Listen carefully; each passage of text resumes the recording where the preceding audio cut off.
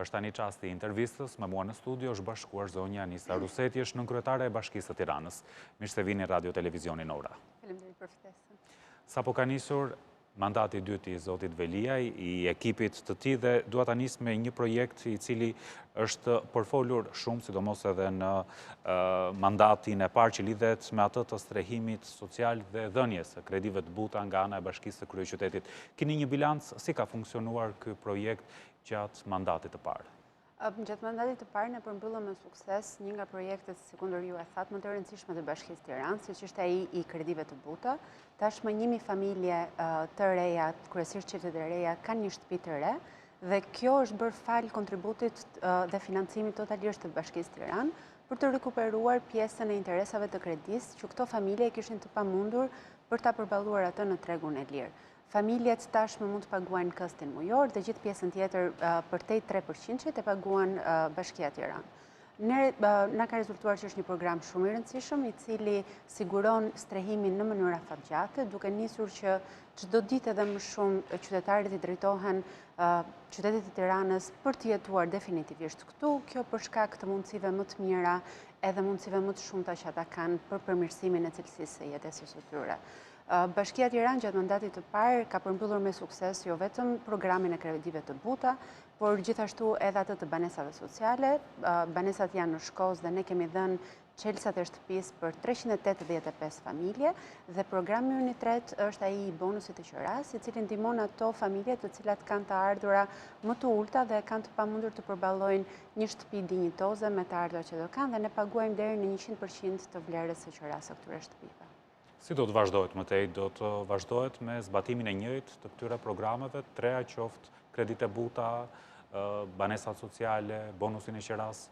Qëllimi ynë për mandatin e dytë është sigurisht të vazhdojmë me të njëjtin ritëm që kemi pasur në mandatin tonë të parë, por për t'i përmirësojmë akoma më shumë politikat tona, jo vetëm drejt strehimit social, por kundrejt gjithë fokusit që kemi për mbrojtjen sociale. Patjetër do vazhdohet me bonusin e qeras dhe me banesat sociale, por këtë vit dhe këtë mandat kemi një përgjigje shumë pozitive të qeverisë, e cila do të ketë një thirrje për aplikimin për kreditë të butë, jo vetëm për Bashkinë Tiranë, por edhe për të gjitha bashkitë e tjera. Dhe ne mezi presim që me ardhjen e vjeshtës dhe rifillimin e funksionimit normalisht të gjitha zyrave dhe ministrive, mbas periudhës së pushimeve dhe të verës, të mund të kemi thirrjen tonë të re për aplikime që të gjithë qytetarët e Tiranës të kenë mundësi të riaplikojnë për kredinë e butë. Duke marrë shkas edhe nga disa raste të trajtuara në media, siç është ajo e dhënies banesave sociale për familje në nevojë, ka ndodhur në disa raste që për shkak të moshës madhore disa familje kanë të pamundur që pavarësisht marrjes së banesës të dalin nga varfëria, që mendoj është edhe qëllimi kryesor i ndihmës së autoriteteve të bashkisë për të dhënë këtë banesë sociale. Si veprohet në këto raste? Mënyra se si neve trajtojmë rastin quhet tipikisht ajo që neve e konsiderojmë si menaxhim rasti, pra dhënia e vetëm një shërbimi është e pamundur që ta nxjerrë familjen nga varfëria apo ta fuqizojë atë në mënyrë vetjake. Kështu që ajo që përpiqemi ne të bëjmë është, pasi kemi dhënë një familje bonusin e qeras apo banesën sociale, e orientojmë atë drejt një punësimi. Kjo bëhet nëpërmjet drejtorisë tonë të nxitjes së punësimit, i cili jo vetëm ka disa programe që i zbaton vetë, por ka një marrëdhënie shumë të mirë me institucionet publike dhe jo publike në Tiranë për të lehtësuar punësimin e këtyre familjeve. Ndihmojmë kryesisht fëmijët për të shkuar në çerë dhe në kopësht dhe në shkolla, ndihmojmë zonjat për të gjetur një punësim, gjithashtu përkundrejt edhe kryefamiljarit, kështu që është një paketë e gjithë shërbimesh që ndihmon që familja të ketë kohën e nevojshme, sigurisht në suportin edhe menaxhimin e stafeve profesionale të njësive tona administrative apo të qendrave sociale, që të mund të bëj sa më lehtë jetë mundur reintegrimin sërish në shoqëri. Ndonse për dhënien e kredive të buta ka kushte, duke përfshirë edhe ato që bankat parashtrojnë për qytetarët që aplikojnë në rastin e banesave sociale, si veprohet, cilat janë kriteret që qytetarët duhet të përmbushin për të përfituar një banesë?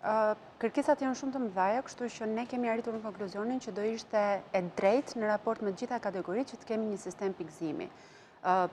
Tirana ka miratuar një sistem pikëzimi me vendimin e Këshillit Bashkiak, ku prioritet kanë në rastin e kredive çiftet e reja, nënat kure familjare e më pas kategoritë e tjera, ndryshe ndodh te banesat sociale. Te banesat sociale prioritet kanë personat me aftësi të kufizuar, familjet që kanë të ardhura minimale në raport me një familje tjetër, ato që vinë nga komuniteti rom dhe egjiptian, pra secila nga grupet që ka nevojë për një strehim social është e orientuar drejt programit i cili i përputhet më mirë të ardhurave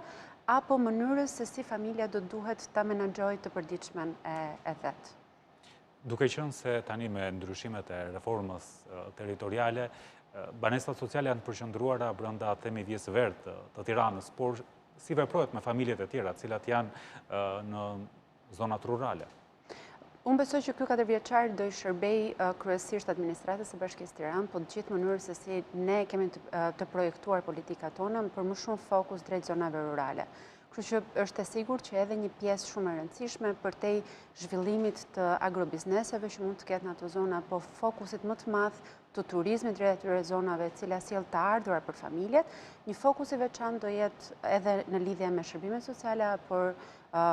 strehimin social në përgjithësi. Por kjo do jetë një gjë e cila do duhet të shikohet në vimësi, në varësi edhe të kërkesave që neve her pas here na vijnë nga njësitë tona administrative, të cilat mirë menaxhojnë territorin që ato kanë administrim. Ka një përgatitje, ka një studim se ku janë nevojat më të mëdha, janë brenda kryeqytetit apo në atë që quhet Bashkia e Madhe e Tiranës? Nevojat për strehim janë sigurisht në zonat që ne i quajmë periurbane, pra ato që janë në rrethinat e Tiranës, duke qenë se aty është edhe pak më lehtë për të gjetur një shtëpi e cila është pak më lirë se sa qendra e Tiranës, por sigurisht dinamikat ndryshojnë. Pra nëse kemi më shumë kërkesë për zonat afër qendrës në lidhje me kredin, pra për shtëpinë e cila do jetë definitive, kemi kërkesë për bonus qiraje më shumë në periferi sepse çmimet janë më të ulta. Kështu që në Tiranë keni parasysh që kategoria e njerëzve të cilët e jeton Tiranën ndryshon në varësi të nevojave që ato kanë. Por ne kemi vlerësime për nevojat reale që ka sot Tirana për banesat e reja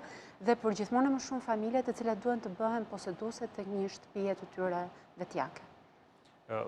Në Tiranë po funksionojnë edhe kampet verore për fëmijët, si janë organizuar ato, si po funksionojnë? Kampi ynë kryesor i veror është ai që ne e organizojmë që prej datës 15 korik te liçeni, frekuentohet çdo ditë nga 50 fëmijë, kryesisht të moshës 5 deri në 13 vjeç. Është tematik, kampi është tematik, aty çdo ditë që u do shkoni do gjeni një aktivitet të ri, disa animatorë social të cilët kujdesen që të bëjnë sa më shumë ditën atraktive edhe interesante për fëmijët, po kryesisht fokusi është tek leximi i librave, aktivitetet e përbashkëta, njohja me natyrën, mënyra se si fëmijët me njëri tjetrin bëhen grup edhe ndajnë gjërat së bashku, dhe një sër aktivitetesh të tjera, të cilat na kanë rezultuar që përtej çështjes së të kaluarit disa orë të liçeni, që në këtë moment është një nga vendet më atraktive, por edhe freskuese në këto temperaturat e larta, është mënyra më e mirë se si kalohet një kohë cilësore, jo vetëm për fëmijët që e frekuentojnë, po edhe për të gjithë të rriturit që shoqërojnë fëmijët në këtë kamp veror. Përkundrejt kësaj dhe qendrat tona sociale kanë realizuar gjatë gjithë periudhës së verës kampet verore, duke i shoqëruar fëmijët jo vetëm në aktivitete social-kulturore që Bashkia e Tiranës organizon për të gjithë komunitetin e banorëve të Tiranës, por edhe me çështje tematike që ato kanë nevojë që fëmijët i mbajnë gjithmonë më shumë me fokus drejt të qëndruarit në komunitet dhe të bërit gjëra të mira së bashku. Si të riqen fëmijët drejt këtyre kampeve? Ka një kategori të caktuar që është më themi kam tepër përparësi për të shkuar në këtë kamp apo është një gjë? Në këtë moment nuk ka asnjë preferencë kategorie, sepse fluksi i fëmijëve që e frekuentojnë çdo ditë kampin tek liçeni e përballon totalisht kapacitetin që ka ky kamp veror për momentin. Kështu që çdo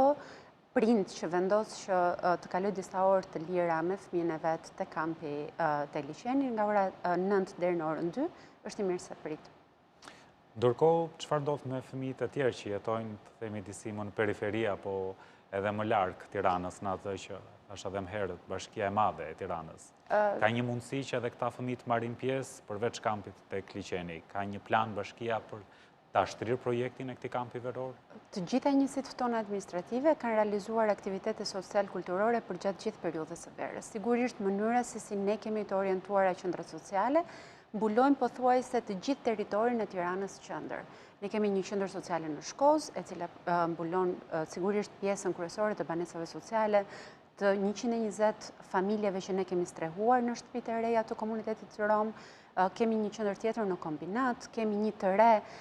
tek njësia 4 ose te bregu i lumit, siç është quajtur më përpara, kështu që mënyra se si ne kemi të organizuara qendrat tona sociale dhe komunitare bën të mundur që të gjithë qytetarët apo fëmijët që do donin të kalonin kohë e kanë një mundësi se ku mund të kenë aktivitete rekreative edhe interesante për të. Programin e bashkisë është edhe jashtëquajtur i fondi për fuqizimin e rinisë. Sa është ky fond? Në përgjithësi dhe si do të shpërndahet ai? Ne kemi bërë thirrjen e tretë këtë vit për fondin e nxitjes sipërmarrjes për të rinjtë të reja.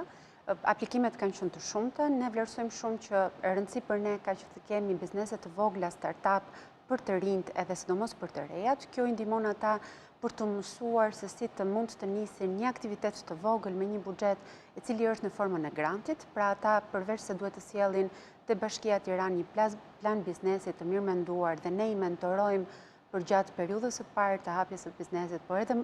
në vimësi deri në 2 vjet. Në perceptimin tonë është që fokusi dhe ndihma që ne i japim për gjatë hapjes së këtij biznesi ndihmon të rinjt jo vetëm të mësohen se si bëhet biznes në Tiranë, po edhe të kenë disa lehtësira në lidhje me partneritete të tjera që mund të kenë për shkak të partneritetit që ata kanë me neve. Fondi ka qenë edhe për të tretin vit radhas ka qenë 10 milion lekë të reja dhe unë besoj që me të njëjtin trend ose me një rritje do vazhdoj të jetë në 4 vjeçarin tjetër. Ka një prioritet për të rinjt që kanë një startup, pra një kompani fillestare në fushën e teknologjisë, apo është disi më i gjerë? Teknologjia është një nga fushat tona prioritare, duke qenë se gjithë trendi i të rinjve tani shkon drejt teknologjisë edhe të gjithë neve jemi më shumë të fokusuar drejt këtij lloji biznesi, por sigurisht edhe bizneset rurale kanë një prioritet gjithashtu, sepse mendojmë që fokusi duhet jetë i barabartë ndërmjet zonave tona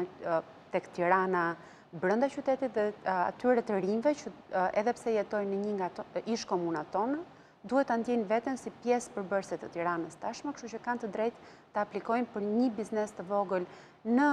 njësinë e tyre administrative në zonat rurale ose për të fuqizuar biznesin e tyre aktual.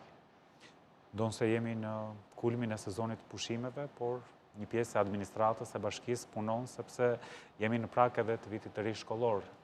Ku është fokusuar puna kryesore? Tek përgatitja e shkollave